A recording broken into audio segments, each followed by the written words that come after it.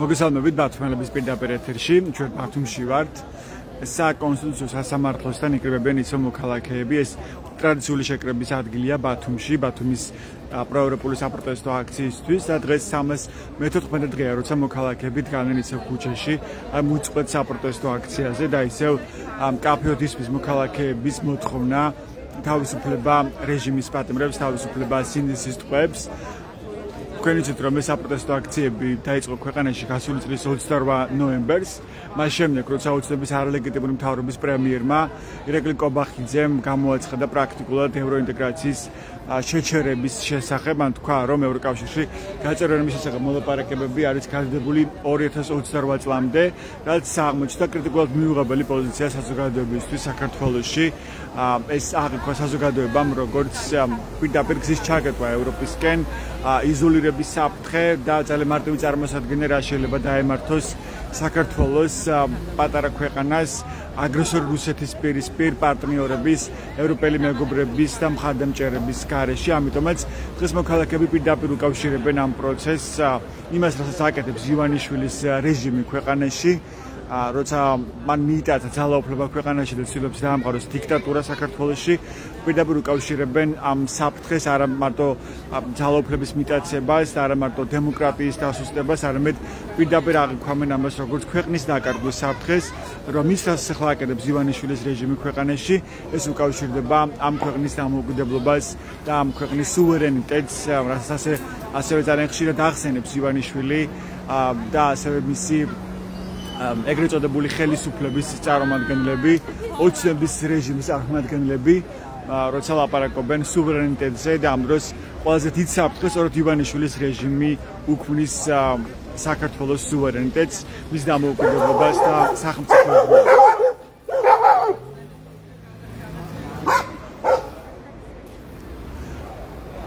ამიტომაც მოქალაქეები თვლიან, რომ დღეს არ არის ვერ გაჩერდებიან სახლში, როცა ამ სახის საფრთხე არსებობს თითოეული ჩვენგანი სამშობლოს წინაშე და უნდა ვიბრძოლოთ სამშობლოს მისი თავისუფლების გადასარჩენად და მისი დამოუკიდებლობის შესანარჩუნებლად და მოქალაქეების უწყვეტ საპროტესტო აქცია გრძელდება ბათუმშიც.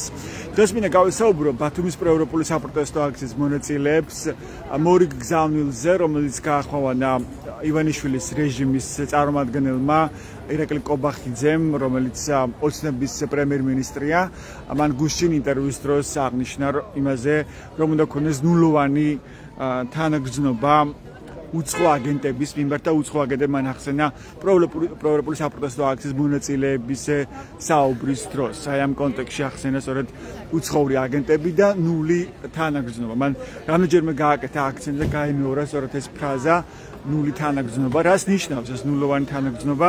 დღეს სოციალურ ქსელებში ძალიან ბევრს გაახსენდა აიგივე მუამერ კადაფი და მისი ფრაზა 2011 წელს, როცა ისიც ახსენებდა ასევე ერთ-ერთი ცნობილი დიქტატორი სწორედ ნულ თანაგრძნობას, ნულოვან თანაგრძნობას პროტესტის მიმართ და ბევრმა დაინახა პარალელი, რომ დიქტატურას აქვს რაღაც საერთო ენა და სწორედ ამ დიქტატორულ რეჟიმი ყალიბდება ახლა ქვეყანაში და ამიტომაც ველაპარაკებენ, ამიტომაც სჭირდება იგივე ნულოვანი თანაგრძნობა ივანიშვილის რეჟიმის, მათ შორის მაშინ როცა სრულიად უსაფუძვლოდ ყოველგვარი სამართლებრივი საფუძვლის გარეშე აკავებენ პროევროპული მოძრაობის მონაწილეებს, იგივე აქციის მონაწილეებს, თქვათ ელენე ხოშტარეს, რომელიც დააკავეს პლაკატზე გაკეთებული წარწერის გამო, ან მზია ამაღლობელი, რომელიც პირველი ქალი პოლიტიკური პატიმარია და ჟურნალისტი საბჭოთა კავშირის დაშლის შემდეგ და რომ საზოგადოებას არ კონდეს მგრძნობელობა და თანაგრძნობა, რაც თავარია მაშინ როცა დიქტატურა ცდილობს რომ დაამყაროს თავისი წესრიგი ქვეყანაში. რას ფიქრობენ ბათუმის პროევროპული საპროტესტო აქციის მონაწილეები ამ საკითხებზე? მოდი მე მინდა რომ ამ თემაზე გავესაუბრო დღეს ბათუმის პროევროპული საპროტესტო აქციის მონაწილეებს.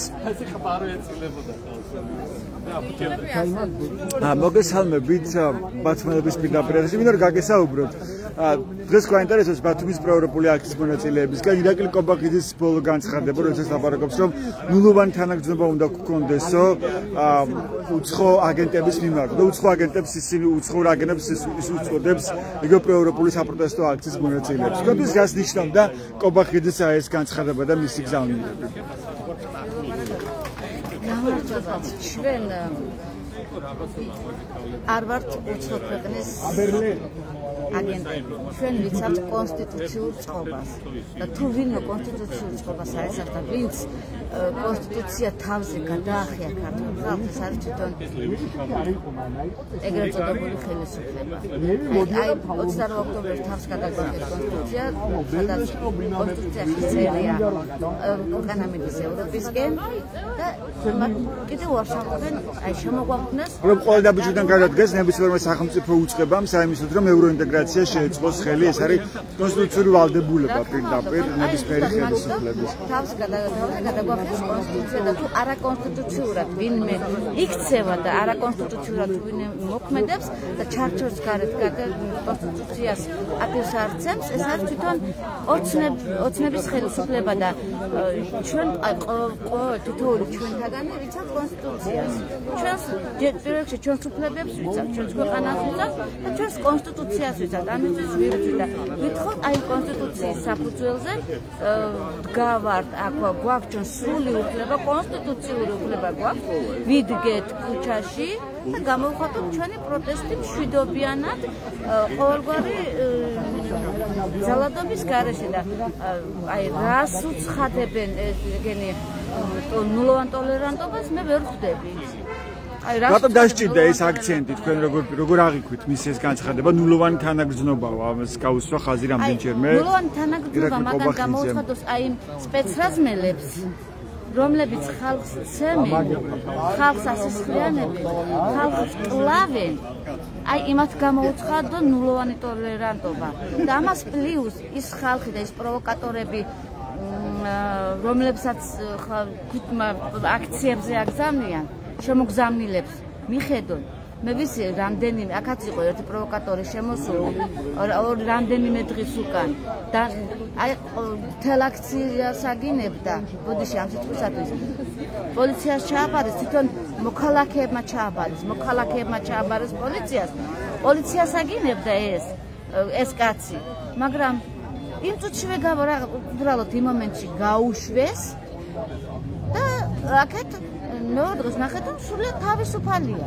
აი ადამიანი, აი ამას გამო თქვენ გაგიცდათ შეფასება რომ არაადეკვატურად იმოქმედა პოლიცია ამ შემთხვევაში და ის არ მოქმედებს შესაბამისად როცა საქმე ეხება ოცნების მხარდამჭერებს. კი ბატონო, რა თქმა უნდა, ის იყო ოცნების მხარდამჭერი და კიდევ ის მოქალაქემ რომ დაჭრა ისა პოლიციელი და თავისი ვიდეო პირდაპირ ჩართვაშიც რომ აჩვენა, დაჭრა პოლიციელი. ის იყო თბილისის აქციების პროვოკატორი. მაგრამ ჩვენ ასე ვნახეთ ხო იგივე კახიკალაძის ოფისთან, როცა თავს დაესხა მოქალაქე საპროტესტო მშვიდობიანი საპროტესტო აქციის მონაწილეებს, ასევე აგინეს თქვა იგივე ჟურნალისტს და დაემუქნენ, დააკავეს კიდევაც ორი ადამიანი, მაგრამ მათ წინამდე გარც კი დაიწყო დევნა, ბრალიც კი არ წარუდგინა მათ პროკურატურას, ხო? ხელკეტებით ცემეს ასე მშვიდობიანი საპროტესტო აქციის მონაწილეებს. და პირიქით, იმ საპროტესტო აქციის მონაწილეებს იქეთ ბრალს აუყენებენ თუ არ ვიცი. აი იქეთ აბრალებენ, იქეთ ზრდებენ ბრალს ამ მოქალაქეზე თავდასხმისათვის და აი რანაირ სამართალია, რანაირ ტოლერანტობაზე, რა სამართალს. რა ცდილობს ამით კობახიძე, რის მიღწევა უნდა? ხალხის შეშინების, ჩვენი შეშინების, მაგრამ არ გამოვა ხალხის შეშინება? ფაქტის სახეზე. ფაქტი ჩანს. დიდი მადლობა. თქვენი სახელი როგორ შემოხსენეთ? დიდი მადლობა კაბატონი დარიკო ჩიტაძეს უსმენთ თქვენ ბათუმელების პირდაპირ ეთერში ეს ბათუმის საპროტესტო აქციაა და 314 საღამოდი გავისაუბროთ აქციის სხვა მონაწილეებს. ქეთი მოგესალმებით, ვინდა თქვენ გაგესაუბროთ. ირაკლი კობახიძის ბოლო განცხადებაზე მინდა გითხოთ, სადაც ლაპარაკობდა ნულ თანაგრძნობაზე, ამას გავუსვა ხაზი და ეს იყო მისი მთავარი აქცენტი. რამდენჯერმე გაიმეორა ნული თანაგრძნობა უცხოური აგენტების მიმართ და ეს მან ახსენა, როცა საუბრობდა პროევროპულ საპროტესტო აქციებზე. თქვენ როგორ აღიქვით მის ეს განცხადება და ნული თანაგრძნობა ეს აქცენტი? Ну, ფაქტია, რომ ამ ადამიანებს ეძებათ ყველა თავისუფლების მოყვარე ადამიანი, ამიტომ ისედაც ცხადია, რომ ჩვენ მიმართ აქვს ნული თანაგრძნობა, ნული ემპათია და ზოგადად მთელი ქართული საზოგადოების ნული პატივისცემა და ჩვენი უფლებების გათვალისწინების სურვილი, ამიტომ ახალი და რაღაც ისეთი რადიკალურად განსხვავებული არაფერი არ ვთქვამს, იმიტომ რომ ჩვენ ზუსტად იმიტომ ვდგავართ უკვე 312 თუ 13 დღეა გარეთ ზუსტად იმიტომ რომ ჩვენს მიმართ ნული თანაგრძნობა აქვს როგორც საზოგადოების მიმართ და რაც თავარია აბსოლუტური გულგრილობა ჩვენი მომავლის მიმართ. ხომ ცდილობს რაღაცა წაახალისოს იგივე გულგრილობა და თანაგრძნობის არ ქონა ან სოლიდარობა რომ შესუსტდეს საზოგადოებაში თუ გითხრათ დაინახავს საზოგადოება და ხედავს საზოგადოება და ის ჩანს კიდევაც ამ ხალხურ საპროტესტო აქციებში როცა უსამართლოდ აკავებენ ადამიანებს ყოველგვარი სამართლებრივი საფუძვლის გარეშე ან სასტიკად ეპყრობიან აქციის მონაწილეებს და ეს ჩვენ არ ერთხელ ნახეთ როგორც სპეცრაზმელების მხრიდან ამას ხომ არ ცდილობს ასევე კომპაქტი. რა თქმა უნდა ესეც ერთ-ერთი მიზანი არის მსგავსი განცხადებების იმიტომ რომ ყველამ ძალიან კარგად იცის რომ ჩვენ გარეთ რო ვდგავართ ვართ აბსოლუტურად ჩვეულებრივი ადამიანები და ვინც სახლებიდან გვიყურებს და გულშემატკივრობს ისინიც ჩვენაირი ადამიანები არიან უბრალოდ ნაკლებად აქტიური დარბევების დროს განსაკუთრებით ნოემბერ-დეკემბერში ალბათ არ დარჩენილა ადამიანი საქართველოში, ვისაც რამე ტიპის კავშირი არ ქონდა იქ მდგომ ადამიანებთან. შესაბამისად, ეს პროტესტი უკვე აღარ არის წინა წლებისგან განსხვავებით რაღაცნაირად იზოლირებული და გარკვეულ წრეებში ჩარჩენილი, იმიტომ რომ მე მგონია, რომ მასშტაბი არის ძალიან გაზრდილი, თუნდაც ჩვენ დღეს ქუჩაში ცოტა ადამიანი ვიდგეთ. ფაქტია, რომ 4 ოქტომბერს გამოჩნდა, რომ საკმაოდ ბევრი ვართ. ისევ ბევრი ვართ, ანუ არ შეცვლილა ჩვენი რაოდენობა. პირიქით მგონია, რომ უფრო გაიზარდა იმ პერიოდთან შედარებით, როცა დაიწყო აქციები ზოგადად. შესაბამისად, ეს ცდილობებიც და ჩვენ მიმართ მსგავსი განცხადებების კეთების სურვილი ზუსტად იმით არის განპირობებული, რომ იგივე სოლიდარობის გრძნობა საზოგადოებაში ჩვენ მიმართ იყოს ნაკლები.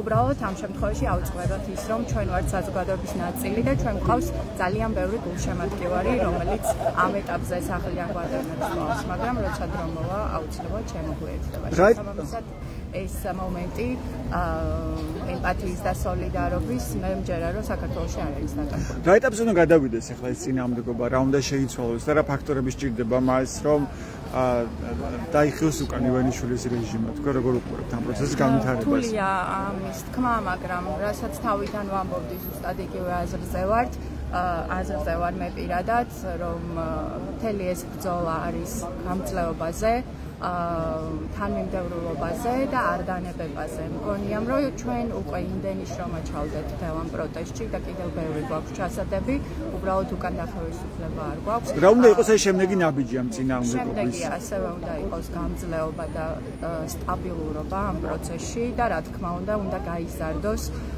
პროტესტანტების რაოდენობა რადიკალურად და ეს უნდა გაგრძელდეს რაღაც გარკვეული პერიოდი იმისთვის, რომ რეჟიმმა უკან დაიხიოს და ჩვენ გამარჯვებას მივაღწიოთ. რისთვისაც ამდენი დღეა უკვე ვიბრძვით. თუმცა ალბათ ძალიან რთულია იმის პროგნოზირება, ეს როდის მოხდება და რა თქმა უნდა ეს ვერ მოხდება. თორნე შეიცვალოს რაღაც კონკრეტულად, თქვა იგივე შინაარსის კუთხითაც თქვა, იგივე გოტა ჭანტურია ლაპარაკობდა დღეს ჩვენ ჩავწერეთ მასთან ინტერვიუ და ბათუმების გვერდზე შეიძლება მისი ნახვა, რომ საჭირო აი ახალი პოლიტიკური შინაარსი, რომ ამას მიებას და ჩაერთოს ამ პროცესში კიდევ უფრო მეტი ადამიანი. ან შეიძლება გააქტიურდეს პროტესტის სხვადასხვა ფორმები, რაც არ გამოუყენებია ჯერ კიდევ წინააღმდეგობას, ხო, როგორც აქ აფიქსები თქვა მასობრივად ან ხო რაღაც სხვა აქტიური ფორმები. კი, მე სამწუხაროდ არ მინახავს ეს განცხადება, მაგრამ ბევრჯერ გამიგია მსგავსი მოსაზრებები და აბსოლუტურად ვეთანხმები იმას, რომ პროტესტის გაფართოების მიზნით აუცილებელია სხვადასხვა ფორმების მოფიქრება და განხორციელება, მაგრამ არის კიდევ მეორე მომენტი, რეალურად ის ადამიანები, ვინც ამდენი დღეა გარეთ დგანან, ყველაფერს ვერ გაწუხებიან, ამიტომ მგონია, რომ ეს რიცხვი აუცილებლად უნდა გაიზარდოს იმისთვის, რომ ყველა ადამიანმა რაღაც საკუთარი იდეა წამოაყენოს და რაღაც გარკვეული ჯგუფები გამოჩნდნენ, ვინც კონკრეტულ გაფრთხილებზე იზრუნებენ ან რაღაც ინიციატივებზე იმუშავებენ. ამიტომ ვფიქრობ, რომ ის ადამიანები, ვინც ყოველდღე გარეთ დგანან, ყველა ყველაფერზე უბრალოდ ფიზიკურად ვერ იფიქრებენ. ზოგადად მგონია, რომ ყოველდღიური პროტესტი ჩვენი ყველაზე დიდი მიღწევა არის ამ პერიოდის განმავლობაში, თუმცა რა თქმა უნდა დამატებითი პროტესტის გამოხატულება სხვადასხვა მიმართულებით ასევე მგონია, რომ აუცილებელია, იმიტომ რომ ამას გაცილებით გამოსაფხიზლებელი ეფექტი აქვს ხოლმე დანარჩენ საზოგადოებაზე, ვინც ასე აქტიურად არ არის ჩართული ამ პროტესტში. გაფიცვას რაც შეეხება, დღეს ნახე სხვა ადამიანის განცხადება და უბრალოდ მგონია, რომ ამისთვის საზოგადოების მომზადება არის საჭირო და არა ისე, რომ აი მაგალითად დღეს ეს გავაკეთოთ, ეს უბრალოდ არ მუშაობს, იმიტომ რომ რთულია ამაზე მუშაობა, რა თქმა უნდა, როცა ერთიან რამდენიმე ადამიანის ინიციატივაა და ძალიან რთულია, რომ მთელი საზოგადოება ამას გაყვეს, მით უმეტეს, როცა ჩვენ არ გვაქვს გაფიცვების კულტურა და ზოგადად ამ ტიპის სოლიდარობა ცოტათი უცხო არის ქართული საზოგადოებისთვის. მაგრამ მე მგონია, რომ მაინც მიღწევადია იმ შემთხვევაში, თუ კარგად მომზადებული იქნება კომუნიკაცია, რაც ძალიან მნიშვნელოვანი მგონია და რაღაც დროის მერე შესაძლებელი იქნება, რომ მსგავსი აქტივობებიც განხორციელდეს. თუმცა ამ ეტაპზე მგონია, რომ უბრალოდ არ არის მზად საზოგადოება ამისთვის. თუს ვერ მოხერხდება. თუს ვერ მოხერხდება პროტესტის ახალი ფორმების მოძიება და ამის გამოყენება აქტიურად, ასევე ახალი შინაარსი დათურთვა წინააღმდეგობის. ხომ არ ხედავთ იმის საფრთხეს, რომ შეიძლება პროტესტი კი დარჩეს და დარჩეს ისე უწყვეტი პროტესტი, მაგრამ შეიძლება ითქვას ერთი და იგივე წრეზე იტრიალოს ამ პროტესტმა და მაინც მოახერხოს რეჟიმა დიქტატურის დამყარება. იმიტომ რომ ჩვენ რეალურად ყველა ძალიან გვხდიოთ, რომ ვთქვათ, ველოდებით რაღაცას, ხო, ან შინაგანად რო გამოვდივართ, გვაქვს ეს ძალიან დიდხნიანი მოთმინება და ჩვენ თვითონაც ცოტა სპორტს გავს ჩვენი ყოველდღიური რეჟიმში ყოფნა, იმიტომ რომ ვიცით, რომ სანამ რაღაც დიდ ჩემპიონატში მივიღებთ მონაწილეობას, რაღაც ტიპის გამძლეობაზე გვაქვს აქცენტი ამ შემთხვევაში. მაგრამ შეიძლება ნებისმიერ დროს ჩაქრეს, შეიძლება პირიქით გაცოცხლდეს, ამიტომ ჩვენი რა თქმა უნდა ამოცანა არის, რომ გაცოცხლდეს და პირიქით ისეთივე ან ბევრად უფრო მძლავრი გახდეს, როგორც ჩარჩა ნოემბერში ან ოქტომბერში იყო. მე პირადად შინაგანად ველოდები ამ დროს და ზუსტად ვიცი, რომ ეს გაბრაზება არსაც წასულა, ზუსტად ვიცი, რომ ის ადამიანები უფრო ბევრნი არიან დღეს, იმიტომ რომ ამ პროტესტის ყველაზე დიდი მონაპოვარი ის მგონია, რომ უფრო გაიზარდა ეს ცნობიერება, იმ ყველაფერი გახდა ძალიან აშკარა. თითქმის ყველაფერი ხილული არის, უკვე არაფერი აღარ არის დაფარული. შესაბამისად ის ადამიანები, ვინც პროტესტს გულშემატკივრობენ, ან უფრო შუაში სტურ პოზიციაზე არიან, უბრალოდ ვერ დახუჭავენ თვალებს ყველაფერზე, რაც ჩვენი ახლო ხდება. ამიტომ ჯერა რომ აუცილებლად იქნება რაღაც ისეთ გარდამტეხი მომენტი, რომლის წინასწარ განსაზღვრა არის ურთულესი და შეუძლებელი პრინციპში, მაგრამ ეს აუცილებლად მოხდება, იმიტომ რომ ზოგადად ამ ადამიანის ხასიათი და მასობრივი ფსიქოლოგიაც ეგეთი არის, რომ რაღაც დროს ეს ერთდროული აფეთქება მგონია, რომ აუცილებლად მოხდება და ჩვენი მოვალეობა არის, რომ უბრალოდ ეს პროტესტი ყოველდღიური თუნდაც მოსაწყენი ვიღაცაებისთვის ან ვიღაცაებისთვის შინაარსიანი რაღაცნაირად იმ დრომდე მივიტანოთ, რომ როცა ეს მოხდება, საზოგადოება მზად იყოს იმისთვის, რომ ცვლილებები რეალურად დადგეს. დიდი მადლობა. ეს კეთი დოჭვერი იყო პროევროპული საპროტესტო აქციის აქტიური მონაწილე, თქვენ მოსასწრაფი ჩვენს პირდაპირ ეთერში. მოდი თემურ დიასაბძესაც მოვისმინოთ. თემურ, შეიძლება ერთი წუთით? შეიძლება ერთი წუთით. მოგეთ, მინდა გითხოთ დღეს ირაკლი კობახიძის ბოლო ინტერვიუზე და ლაპარაკობდა ნულ თანაგრძნობაზე. ნული თანაგრძნობა უნდა გამოვიჩინოთ ჩვენ უცხოური აგენტებთან დაკავშირებით. ის მან ახსენა მაშინ როცა ლაპარაკობდა ამ პროევროპულ საპროტესტო აქციებზე, როგორ აღიქოთ თქვენ მის ეს განცხადება და რატომ დასჭირდა ეს აქცენტი ოცნების პრემიერს ნული თანაგრძნობა. ეხლა თავის დროზე ასეთი რაღაცები გაჟღერებული იყო და კიდე გააჟღერება. ეგ არის თამაშის რაღაც ნაწილია. ან რა სახის თამაშის ნაწილია? ეს ადამიანებმა ვინც პროტესტს გამოხდა, მაგას ყურადღება არ უნდა მიაქცევენ, რასაც ვაკეთებთ, იმას უნდა ის უნდა გავაგრძელოთ.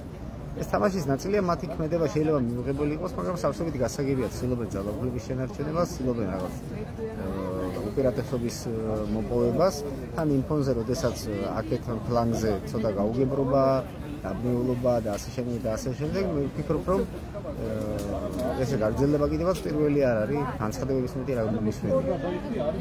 ამიტომ ვფიქრობ, ადამიანები ვინც გამოდიან რუსთაველზე, გამოდიან აქ, გამოდიან სხვა ქალაქებში, ეს უნდა გავაგრძელოთ როგორც ვაგრძელებთ. კი ბატონო, ეგ რაღაც ნაწილს ადამიანებსაც ესეთი პოზიციური განწყობები აქვს, ოთხში რაღაც მოლოდინები ჰქონდათ, ვფიქრობ, არასწორად შექმნილი. მაგრამ ეს უნდა გადავლახოთ, რა თქმა უნდა, რაღაც გაკვეთილები უნდა გამოიტანონ ადამიანებმა, რომ ასეთი რაღაცების განცხადება შეიძლება რომ რაღაცას დავასრულოთ ამ დროს, ამ საათზე და ასე შემდეგ. და უბრალოდ რა უნდა შეიცვალოს ეხლა თქვენ რის საჭიროებას ხედავთ? შეცვლას ჩვენ თუ მარტო ის რომ უწყვეტ უნდა იყოს ეს საპროტესტო აქციები, ეს ცვლილებები ხდება. უბრალოდ ჩვენ ვიდა რომ ყველაფერი მოხდეს ერთ დღეში და არა, მე რაც გულისხმობ, იცით, მაგალითად ზოგი საუბრობს იმაზე, რომ აუცილებელია თქვენ ახალი პოლიტიკური შინაარსი შეიძინოს ამ საპროტესტო აქციამ. ასე პროტესტულზე ფორმები გამოვიყენოთ, რაც არ გამოვიყენებია თქვენ გაფიცები. იქ შეკრებილთა ძალიან დიდ რაოდენობას არ აქვს ნდობა პოლიტიკური პარტიების მიერ. მე მაგალითად ვარ რაღაც კონკრეტული პოლიტიკური პარტიის მხარდამჭერი მაგას. შეიძლება ეს არა. ამიტომ მე ვფიქრობ, ადამიანები ვინც იქ არიან, არც განათლება აკლიათ, არიან სხვადასხვა დარგის ძალიან მაგარი სპეციალისტები, ზოგი პროფესორია, ზოგი ის არის, ზოგი ეს არის, სხვადასხვა დარგის წარმომადგენლები. შეიძლება გაერთიანდნენ რაღაც შინაარსის გარშემო და არ არის აუცილებელი რომ ცხოვრების აქციონ რაღაც პოლიტიკური პარტიის შემევლობა, მაგრამ რაღაც პერიოდი შეიძლება ამ ასეთი გაერთიანება შედგეს და კონკრეტული მიზნებით, რომ მაგალითად შემდეგ არჩევნებში ან მანამდე რაღაც პოლიტიკურ პროცესებში აქტიურად მონაწილეობა მიიღო. მე დარწმუნებული ვარ, რომ არჩევნიან საპარლამენტო თუ ადრე გამოცხადება ვიღრე დაგეგმილია. მე ამაში დარწმუნებული ვარ, მაგრამ შეიძლება ვცდილობ. კიდევ ერთხელ როდის გრძელდებით თქვენ ვადამდელ საპარლამენტო არჩევნებს? მე პირადად ჩემი პირადი აზრია, მე არავის არ გამიზიარები და რაღაც მე პირადად ვფიქრობ, რომ რაღაც გაზაფხულს ან წლის ბოლოს შეიძლება ეს გამოცხადდეს. მაგრამ მე ეს ჩემი მოსაზრება სურვილი არა, უფრო მე ასე ვფიქრობ რაღაც. მაგრამ ეს რა საშუალება იქნება, რა შეცვლის ეს ზოგი ამას ვარაუდობს ასევე, რომ ეს კიდევ უფრო მეტად დაანაწევრებს და დაასუსტებს ოპოზიციას, დავაპირისპირებს ოპოზიციას. ადამიანები საქართველოს დიდი მოსახლეობის უდიდესი ნაწილი არ არის სულელი, რაღაც გაკვეთილების გამოტანა, უпростоროდ აზრის გამოტანა იმ ცნობილი მოვლენებიდან შეუძლია და გაკვეთილებზე საუბარი. ვფიქრობ, იგივე შესაბამისად აღარ დავუშვებ. მე რამდენჯერმე დავუშვით ფაქტურად ერთ-ერთი. მაგრამ ბიზნეს რატომ აწყობს, თქვა ეს ვარამდელი არჩევნები თქვენი აზრით? შეიძლება აწყობდეს, იმიტომ რომ დროის მოგება. მიხვდეს, რომ მაგალითად ერთი წლის შემდეგ კიდევ უფრო წამგებიან პოზიციაში იყოს და ახლა ურჩევნია რომ ეს გააკეთოს. ანუ ბევრი არგუმენტი და მე თქვენ უკვე გაინახდოს უკვე რაღაც 2030 წლამდე. თუმცა კიდევ ერთხელ მეორე ადრე დანიშნულიც ამას ხო რაღაცა გამოიწევს, რაღაც კონკრეტული მოვლენები და ეს ფიქრობ ეს მოვლენები კიდევ უფრო შემასუსტებელი იქნება მართლმადიდებელი პარტიისთვის. მე არა ვიცი რაღაც ბოროტად და რაღაცა კი არა, მაგრამ ეს ფიქრობ პროცესია, რომელიც გარდაუვალია. და აქამდე ჩვენ ძალიან მალე მივალ. მაგრამ მუშაობთ იმას, რომ შეიძლება ჩადარდეს დემოკრატიული არჩევნები სამართლიან გარემოში? არა, მე უბრალოდ მუშაობ იმას, რომ ამ არჩევნებისთვის რომელიც დაინიშნება, ხელისუფლება იძულებული იქნება რაღაც დათმობებზე წავიდეს და იძულებული იქნება. მისი ნებით ის დათმობებზე რასაკვირველი არ წავს. და იძულებული როცა მაგრამ რა შეცვლის ეს წინააღმდეგობისთვის ქერასელდები? მაგ დროისთვის, როდესაც ხელისუფლება იძულებული იქნება რაღაცნა ბიჯები გადადგას, იმ პერიოდისთვის აქეთ მხარეს დგას პოლიტიკური პარტიები და ადამიანები, რომლებიც არც ერთ პოლიტიკურ პარტიას არ ეკუთვნიან, ისინი ამისთვის მზად უნდა იყვნენ. ამ შესაძლებლობა შეიძლება მოვიდეს, მაგრამ შენ ამ შესაძლებლობისთვის მზად უნდა იყოს. და რა არის ამის რას გულისხმობ? ის ადამიანები, რომლებიც არიან განწყობილი ოპოზიციურად, მაგრამ ამბობენ, რომ მე პოლიტიკურ პარტიაში და რაღაცაში არ მინდა, უნდა მიხვდნენ, რომ ისინი არიან პოლიტიკური პროცესის წევრი, მონაწილე. მაგრამ თუ არ იქნება სამართლიანი არჩევნები, რა აზრი ექნება ამ პოლიტიკურ ბრძოლაში? მაგას ვთქვით, რომ არც თუ ისე არასამართლიანში არ უნდა შეხვიდე. ახალ შესვლა არჩევნებში შესვლას რა აზრი ქონდა? ამიტომ ეხლა რომც გამოცხადეს, თქვა რიგარეში არჩევნები, ხო, საპარლამენტო არჩევნების გამოცხადებას წინ წაუწრებ ჩემი აზრით რაღაც მოვლენები, რაც გახდის ამ არჩევნებს აუცილებლად, რომ დაინიშნოს ხელისუფლების მხრიდან და ამ ეს მოვლენები გახდება იმის საწინდარი, რომ ხელისუფლება ვალდებული იქნება და ასე რომ ვთქვათ, იძულებული გახდება, რომ რაღაც პირობები შეასრულოს ამ არჩევნებში. მისთვის უნდა იყოს მზად ოპოზიციური სპექტრი და არა მარტო ოპოზიციური სპექტრი, ადამიანებიც. უნდა მიხვდნენ, რომ შეიძლება რაღაც დროებითი გაერთიანება იყოს გამოსავალი, დროებითი კოალიცია იყოს გამოსავალი, არავინ არავის ერთმანეთს არ ამაგრებს და ერთმანეთს მაგრამ რაღაც საერთო იდეის გარშემო რომ გაერთიანდნენ, ხო? შეიძლება არ მოგწონდეს, მაგრამ ის იმ იდეას აჭრებდეს, რომელიც ჩემთვის მისაღებია. იმ პოლიტიკოს შეიძლება პიროვნულად მოწონს თუ არ მოწონს, შეგქორწილს ხო არაპირებ და ცოლად გაყოლას. ან ცოლად მოყვანას. ან კიდე რა ქვია. დაქორწილებას ან ოჯახის შექმნას. შენ რაღაც კონკრეტული ბიზნესთვის ჭირდება ის როგორც ინსტრუმენტი. და უნდა იცოდე, რომ უბრალოდ იმ პრინციპებს, რომელიც ჩემთვის არის აუცილებელი და მისაღები, ის იმ პრინციპებს დაიცავს. სიტყვას არ გადავა. და აქედან გამომდინარე უნდა მივიღოთ სწორი გადაწყვეტილებები. კიდევ ერთხელ მეორე, ის ძალიან კარგი გამოსავალი იქნებოდა, რომ ადამიანები, ვინც იქრებიან, ყოველ დღე და ერთმანეთს ესაუბრებიან, მოახდინონ რაღაც თანაუგრძნობა თვითორგანიზება, იმისა, რომ შეიძლება პოლიტიკური გაერთიანების სახელით ისინიც გამოვიდნენ და პირიქით სხვა პოლიტიკური პარტიები შეუერთდნენ. შიმონ პერესის სიტყვა პოლიტიკა მახსოვს სტუდენტებს რომ ხა ეს ცნობილი ფაქტია რომ ბინძური საქმეა პოლიტიკა და უფრო სტუდენტებს რომ ბინძური იმიტომ რომ ბინძური ხალხი აკეთებს შენ თუ სუფთა ადამიანი ხარ მოდი პოლიტიკაში და აკეთე სუფთა პოლიტიკა ადამიანები რომლებიც ჟანამდე ქუჩაში არიან პატრიოტები აქვთ ცოდნა განათლება საკმარისი მაგრამ მეორე რომ და კონდეს პოლიტიკოსის უნარები ხო კონდეს ორგანიზების უნარი მაგალითად საუბრი რომელიც დაარწმუნებს თქვა უამრავი ადამიანია რომელიც ძალიან მაგრად მეყოლებს საუბარი ჩეუძზე და არა მაგრამ რატო ვერ ხერხდება მაშინ ამის რატო ვერ ხერხდება ამის ორგანიზება რატო ვერ იზრდება ნდობა პოლიტიკურ პარტიების მიმართ კიდევ ერთხელ მეორე დაუშვი რატო ვერავინ ვერ იღებს ამ პასუხისმგებლობას პოლიტიკურ პარტიებში არ არიან ამ ეტაპზე მოწოდების სიმაღლეზე უმრავლესობა ზოგს ყავს რაღაც მისი კონტინენტი მისი ხანდამჭერები მაგრამ ეს არ არის რაოდენობა რომელიც არის აუცილებელი იმ ცვლილებებისთვის რომელიც ჩვენ გვინდა იმ ადამიანებს შეუძლიათ რომ გაერთიანება პროექტი გააკეთონ და უმეტეს რომ პოლიტიკური პარტიების უმრავლესობა იმ რამდენიმე პრინციპის ირგვლივ ერთიანდება რაც მნიშვნელოვანია გადამწყვეტია და ხალხიც ამის გარშემო გაერთიანებული გამოდის ქუჩაში ამიტომ ეს ჩემი აზრით ეს უახლოესი რაღაცა თემის განმავლობაში მით უმეტეს ამ ასეთი იმედგაცრუების ფონზე რაც ოთხმა მოიტანა. არავის არ მტიან ვაბრალებ და რაღაცა, მაგრამ ეს მოიტანა ადამიანებს ჰქონდათ რაღაცა მოლოდინი, ეს მოლოდინი არ გამართლა და ახლა არის იმედგაცრუება. აი იმედგაცრუების შემდეგ დარწმუნებული ვარ, არ თქვენ რომ წინამდგომაში ჩართული ადამიანები მას შექმნან კონკრეტული პოლიტიკური გაერთიანება, ხო? ან გაერთიანდა შეუერთდნენ იმ პარტიებს, პარტიას თუ შეუერთდი, თუ ის პარტია ისეთ რაღაცას იზამს, რაც ან გაახიუზა როგორც პოლიტიკოსები. მიმაგრებული და რა პრინციპებია თუ ისეთ საკეთებს რაც რასაც შენ მეთანხმდები, გამოდი გაეცალე და თქვი რომ არაკეთებდი იმას, რაზეც შეთანხმებულები ვიყავით. ეს პირიქით ჩემი აზრით თუ ჯანსაღი ხალხი შევა პოლიტიკურ პარტიებში, ეს იმ პოლიტიკური ძალების გაჯანსაღებასაც გამოიწვევს. დაუშვათ ახლა პოლიტიკურ პარტიაში ვართ 5 ადამიანი და 10-დან 4 ცუდია, 10 კარგი ადამიანი თუ შემოვიდა, ჩვენ ხო იძულებული ვიქნებით რომ იმ პრინციპებზე გადავიდეთ. შეიძლება ძალიან ესეთი უტრირებას ვაკეთებ და ძალიან ვამარტივებ თემას, მაგრამ ძირითად პრინციპებზე მეტყოლებ რომ ადამიანები ვინც არიან პროცესში ჩართული არიან სუფთა არიან პატრიოტები აქვთ სათანადო ცოდნა და შესაძლებლობები ამ ეტაპზე მაინც გადამწყვეტი პერიოდი როცა არის ქვეყნისთვის პოლიტიკაში უნდა მოვიდნენ არ არის აუცილებელი რომ ყველა დეპუტატი გახდეს ყველა რაღაც თანამდებობაზე დაისვეს არანაირი პრეტენზია არ მაქვს მაგალითად მე აქ მყოფთა უმრავლესობას რომ თანამდებობებზე იქნებიან უბრალოდ მოვიდნენ უნდა რომ პროცესი გაჯანსაღდეს და მივახცევთ იმ საწადელს რაც ყველას გვწადია სხვათა შორის იმ ადამიანებისთვისაც დადებითი იქნება ეს ვინც დღეს მაგალითად რაღაც მიზეზების გამო ამ პროტესტს არ გამოხატავს ან ნეიტრალურია და ასე შემდეგ საბოლოო ჯამში ჩვენ თუ ვიხეირებთ ხო ყველა იხეირებს ქვეყანა ხო ორ ნაწილად ორი ქვეყანა ხო არ ვართ ან სამი ერთი ქვეყანა ვართ თუ ქვეყანა ზოგადად წინ წავიდა ყველანი წინ წავიდა ასე რომ მე ვფიქრობ რომ საბოლოო ჯამში ეს მაინც გარდაუვალი ადრე თუ ვიან ეს ცოდნა და გაგება დღეს თუ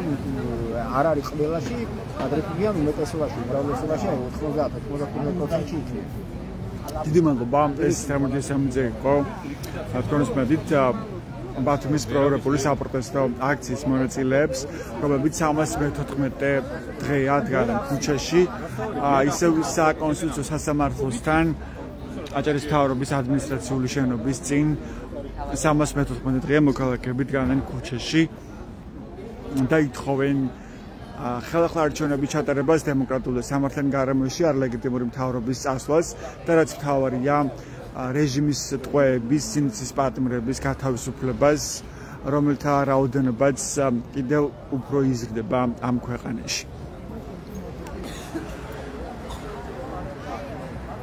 ეს უბრალოდ ჩვენს ვებგვერდებს ბათუმელებიდან ედგაზეთი რომ მიიღოთ განახლებული და სანდო ინფორმაცია.